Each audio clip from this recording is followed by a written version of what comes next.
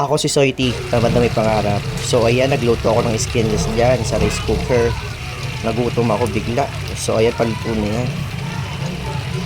Yan, may kanin lamig na naman natira. Buti may natira pa. So gumawa ulit ako ng suka. Ayan, ang ginawa natin yung suka. Mabisang mabisa yan nung naluto na. Putrip na naman si Soiti, lalo na may kamatis. So full taste natin yan. So ayan, mabisang mabisa yan. First bite.